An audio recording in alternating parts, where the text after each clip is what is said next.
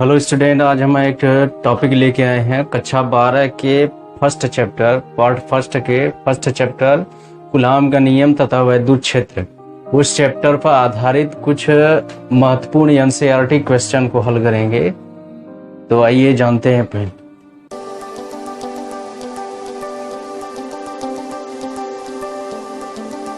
पहला क्वेश्चन है कि जब कांच की छड़ को रेशम के टुकड़े से रगड़ते हैं तो दोनों पर आवेश आ जाता है। इसी प्रकार की परिघटना का वस्तुओं के अन्य युग्मों में भी परीक्षण किया जाता है। स्पष्ट कीजिए कि यह परीक्षण आवेश संरक्षण नियम से किस प्रकार सामंजस्य रखता है। तो जब कांच की छड़ को रेशम के टुकड़े से रगड़ते हैं तो उस समय कांच की छड़ और रेशम के टुकड़े दोनों निकाय पर आवेश कुल शून्य रहता है। और जब उसको रगड़ते हैं तो कांच की छड़ पर धन आवेश उत्पन्न हो जाता है और रेशम के टुकड़े पर या कपड़े पर उतना ही ऋण आवेश उत्पन्न हो जाता है। दोनों आवेश की मात्रा बराबर होती है लेकिन प्रकृति विपरीत होती है। तो रगड़ने के बाद उन पर कुल नेट आवेश देखेंगे। कांच पर आवेश धन, रेशम के टुकड़े पर आवेश, तब भी उसका मान शून्य आता है। अर्थात रगड़ने से पहले भी नेट आवेश शून्य था और उन दोनों को आपस में रगड़ने के बाद भी नेट आवेश शून्य था। तो इस प्रकार ये जो तथ्य है ये अन्य इसी तरह से दो वस्तुओं पर भी लागू हो सकता है। तो ये आवेश संरक्षण के नियम का पालन करता है, क्योंकि आवेश संरक्षण में बताया गया था न तो आवेश उत्पन्न किया जा सकता है और न ही नष्ट किया जा सकता है। यानी किसी भी दो वस्तुओं के निकाय पर कुल आवेश का मान सदैव शून्य रहता है। तो यही है आवेश संरक्षण का नियम। तो ये जो परिघटना है वह आवेश संरक्षण के नियम का पालन करता है। अब इसके बाद आएंगे दूसरा क्वेश्चन। 0.4 माइक्रोकूलाम आवेश के किसी छोटे गोले पर किसी अन्य छोटे आवेशित गोले के कारण वायु में 0.2 न्यूटन बल लगता है। यदि दूसरे गोले पर -8.0 माइक्रोकूलाम आवेश हो तो दो सवाल इसमें जवाब देना है। ए, दोनों गोलों के बीच कितनी दूरी है। बी, दूसरे गोले पर पहले गोले के कारण कितना बल लगता है। तो सवाल में इसमें देख सकते हैं कि 0.4 माइक्रोकूलाम आवेश का किसी छोटे गोले पर, यानी एक आवेश का मान है Q1 बराबर लिख सकते हैं 0.4 माइक्रोकूलाम। फिर इसके बाद किसी अन्य छोटे आवेशित गोले कारण वायु में इतना बल लगता है। यदि दूसरे गोले पर आवेश यानी Q2 का मान दिया है -8.0 माइक्रोकूलम, उनके बीच जो बल लगता है F का मान दिया है 0.2 न्यूटन। तब ये पहला सवाल हम लोगों को लगाना है, दोनों गोलों के बीच कितनी दूरी है। तो हम लोग जानते हैं कूलाम के नियम के अनुसार दो आवेशित गोलों के बीच लगने वाला बल, कूलाम के नियम से दो आवेशित गोलों के बीच लगने वाला बल F बराबर 1/4πε0 के Q1 Q2 अपान R²। अब ये वायु में रखा है तो निर्वात या वायु के लिए K का मान 1 होता है, इसलिए लिख देंगे F बराबर 1/4πε0 Q1 Q2 अपान R²। या यहाँ से निकल सकते हैं R² बराबर हो जाएगा 1/4πε0 Q1 Q2 अपान F। अब इसमें मान रख देंगे, इसका मान होगा 9 × 10⁻⁹। Q1 का मान 0.4 × 10⁻⁻6 माइक्रोकूलाम है, तो 10⁻⁻6 होगा। Q2 8.0 × 10⁻⁻6 बटे F का मान होगा, F का मान है 0.2। अब यहाँ से निकाल लेंगे इसका मान, हल करेंगे। ये 0.2 और 0.4 दो बार में कट जाएगा और 2 का गुणा इसमें हो जाएगा 18 हो जाएगा, और एक इसमें से 0 निकल जाए 8 हो जाएगा।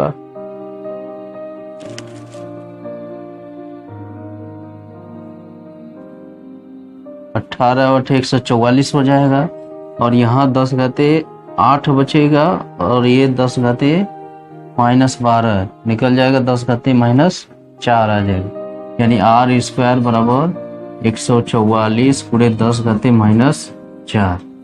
इसलिए r बराबर निकलेंगे, वर्गमूल आ जाएगा 144 का 12 आ जाएगा, इसका 10 घाते -2, ये मीटर हो जाएगा। तो यहाँ सेंटीमीटर लिखेंगे तो 12 सेंटीमीटर लिख सकते हैं। इस तरह से आ गया पहला का जवाब कि दोनों गोलों के बीच कितनी दूरी है, 12 सेंटीमीटर दूरी। अब इस तरह से बी वाला भी लिख सकते हैं इसमें कि दूसरे गोले पर पहले गोले के कारण कितना बल लगेगा। तो वही बात हो जाएगी कि दूसरे गोले पर पहले गोले के कारण 0.2 न्यूटन का ही बल लगेगा, और ये आकर्षण बल रहे, आकर्षण बल लगता है, तो इसमें उतना जवाब ले सकते हैं। आकर्षण बल है तो दोनों में जो आकर्षण बल का मान है दोनों के लिए बराबर हो सकता है, दूसरे पर पहले द्वारा या पहले पर दूसरे द्वारा, दोनों का मान बराबर होगा 0.2 न्यूटन बल। अब इसके बाद अगला क्वेश्चन है, 4 बिंदु आवेश QA बराबर 2 माइक्रोकूलम, QB बराबर -5 माइक्रोकूलम, QC बराबर 2 माइक्रोकूलम तथा QD बराबर -5 माइक्रोकूलम 10 सेंटीमीटर भुजा के किसी वर्ग ABCD के शीर्षों पर अवस्थित हैं या स्थित हैं। वर्ग के केंद्र पर रखे 1 माइक्रोकूलम आवेश पर लगने वाला बल कितना है। तो ये एक वर्ग ABCD ले लिए जिनकी भुजा 10 सेंटीमीटर है, और इसके चारों कोनों पर ABCD जो आवेश रखे गए हैं इस तरह से अवस्थित हो गए, और इसके केंद्र O पर 1 माइक्रोकूलम का आवेश रखा गया है। इसी पर लगने वाले बल का मान निकालना है। तो यहाँ जो आवेश होगा वह 4 आवेशों से घिरा होगा, तो ये आवेशों का निकाय है। तो उस पर जो लगने वाला बल होगा, जैसे A वाला भी इस पर बल लगाएगा, B वाला भी बल लगाएगा, C वाला भी, D वाला भी। तो इसको ध्यान से देखेंगे कितना बल लगेगा। तो यहाँ जो A और C वाला होगा इन दोनों के दोनों तरफ है, तो ये दोनों जो आवेश होंगे समान आवेश है, 2 माइक्रोकूलम और 1 माइक्रोकूलम। तो धन आवेश है, तो इनके बीच जो A और C पर जो बल लगेगा प्रतिकर्षण बल लगेगा, तो उनकी दिशा विपरीत होगी। जैसे यहाँ पर दिखा देंगे, जो बल लगेगा मान लीजिए A के कारण FA बल लग रहा है, तो जो FA बल होगा वो इस तरह से दिखाया जाएगा, इसके विपरीत दिशा में। FA के कारण इससे दूर की तरफ बल लगेगा, इसकी दिशा दिखे इस तरह से दिखा दे FA, और C कारण जो बल लगेगा इस दिशा में लगेगा, लिख देंगे FC। दोनों प्रतिकर्षण बल हैं और दोनों का मान बराबर होगा और दिशा विपरीत होगी। इसी तरह से B के कारण जो होगा वो FB होगा, और D कारण होगा FD। तो मान लेंगे कि 1 माइक्रोकूलम पर जो परिणामी बल लग रहा है वो F है, तो F बराबर लिख सकते हैं FA plus FB plus FC plus FD। परंतु हम लोग जानते हैं कि जो चित्र में जो FA है वह FC के बराबर होगा, और इसकी दिशा विपरीत होगी, ऋणात्मक लेंगे, तथा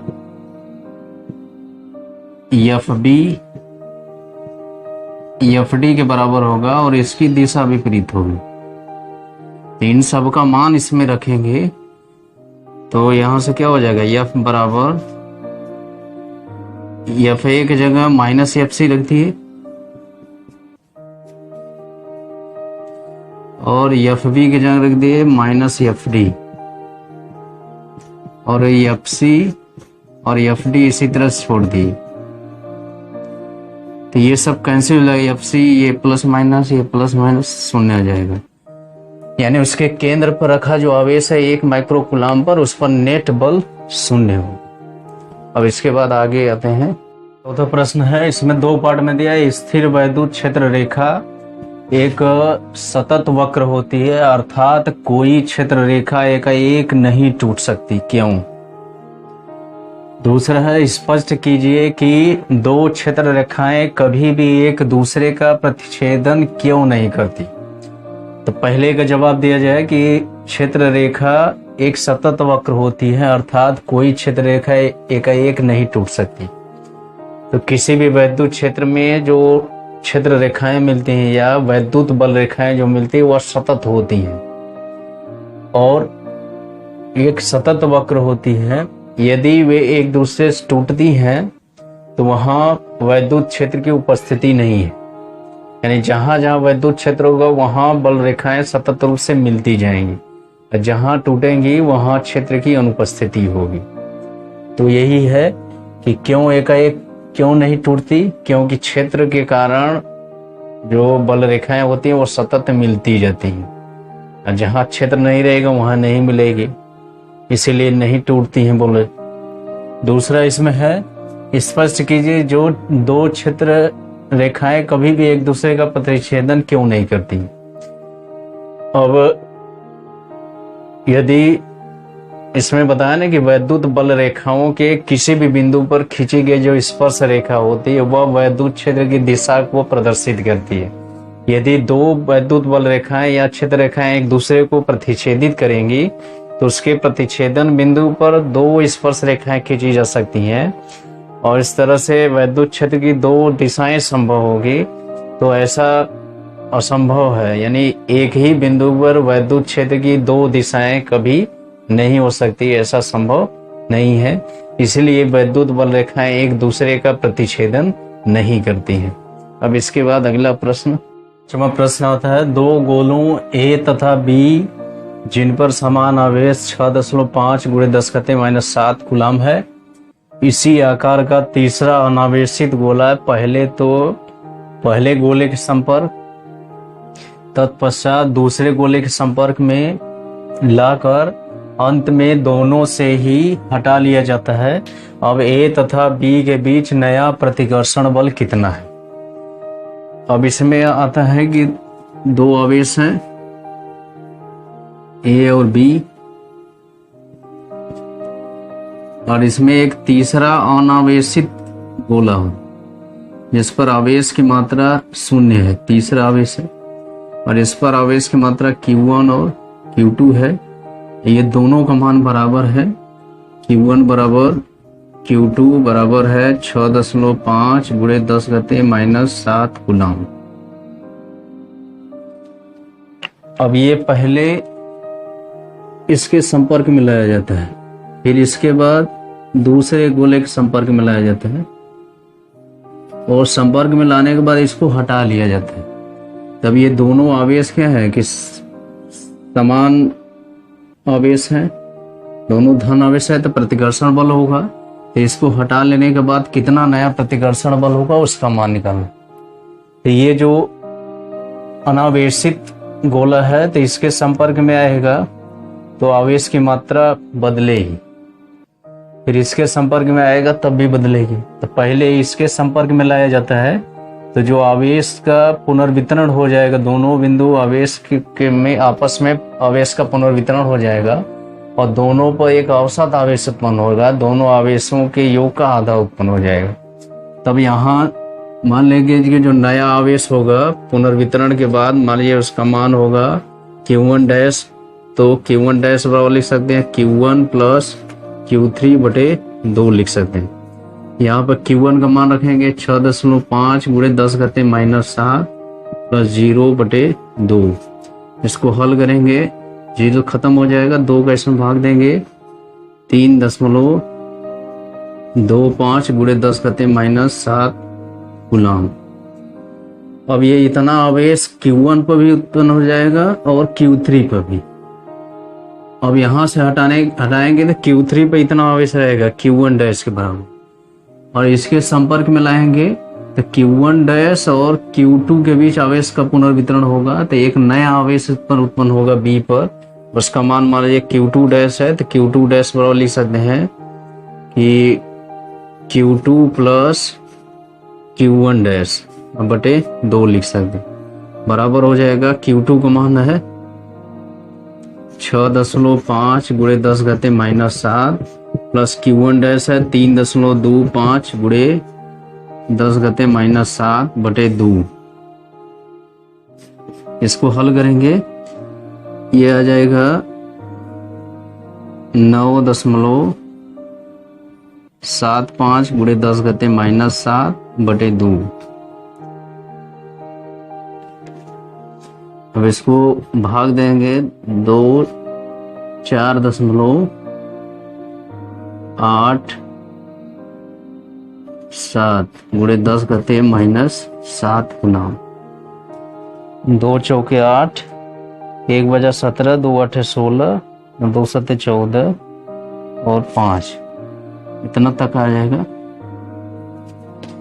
अब ये जो नया आवेश होगा A और B पर आवेश के पुनर्वितरण के बाद आवेश की मात्रा बचेगी वह Q1 डैश और Q2 डैश बचेगी। अब इन दोनों के बीच जो प्रतिकर्षण बल रहेगा उसी का मान पूछ रहा है, तो न्यूटन के नियम के अनुसार F बराबर इनके बीच लगने वाला प्रतिकर्षण बल हो जाएगा 1/4 पाई एप्सिलॉन 0 Q1 डैश गुणे Q2 डैश बटे R स्क्वायर। अब इसको हल कर लेंगे,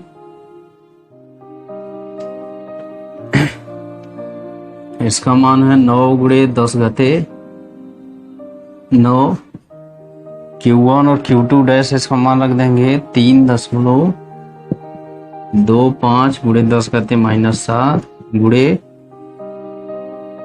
4.87 गुणे 10 घाते -7 बटे R स्क्वायर।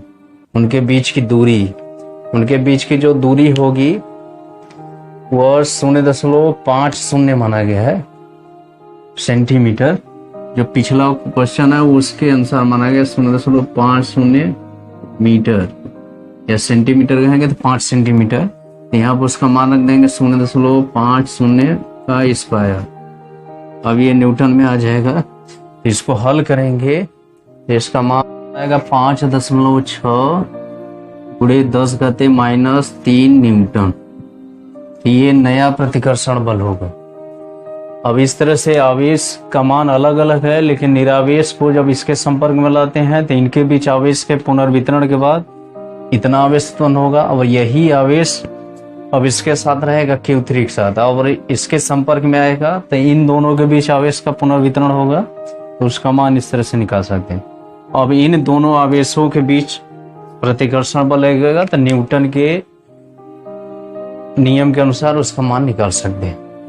अब इसके बाद अगला प्रश्न है इसमें, चित्र में किसी एक समान स्थिर वैद्युत क्षेत्र में 3 आवेशित कणों के पथ चिन्ह दर्शाए गए हैं। तीनों आवेशों के चिन्ह लिखिए। इनमें से किस आवेश कण का आवेश द्रव्यमान अनुपात E/m अधिकतम है? तो इसमें सबसे पहले हम लोग तीनों आवेश के चिन्ह लिख सकते हैं। एक स्थिर वैद्युत क्षेत्र है, इसमें प्लस और माइनस 2 प्लेटें हैं, और इसकी मध्य स्थिति को ये डैश डैश रेखाओं द्वारा दिखाए गए, और इसमें 3 कण 1 2 3 इनके पथ चिन्ह दर्शाए गए हैं। यानी एक का पथ इस तरह से गति करते हुए जाता है, और अधिकतम जो y अक्ष की दिशा में विस्थापन होता है यहाँ तक होता है, और दूसरा का इससे नीचे होता है, तीसरा का इस तरफ दिशा में होता है, y अक्ष के ऋणात्मक दिशा में इसका मान अधिक होता है। तो यहाँ से पहले बताएं तीनों आवेशों के चिन्ह लिखिए। तो यहाँ देखिए पहला दूसरा के विचलन के आधार पर बता सकते हैं कि इधर धन प्लेट है तो यहाँ आकर्षण बल होता है, इसलिए इधर जाते हैं। तो पहला और दूसरा जो गोला होगा वह ऋण आवेशित होगा, और तीसरा जो होगा वह धन आवेशित होगा, क्योंकि ऋण प्लेट की तरफ विक्षेपित हो रहा है। तो इनके आवेश का चिन्ह हो गया कि पहला दूसरा ऋणात्मक और तीसरा धनात्मक। अब इसमें E/m का अधिकतम मान बताना है।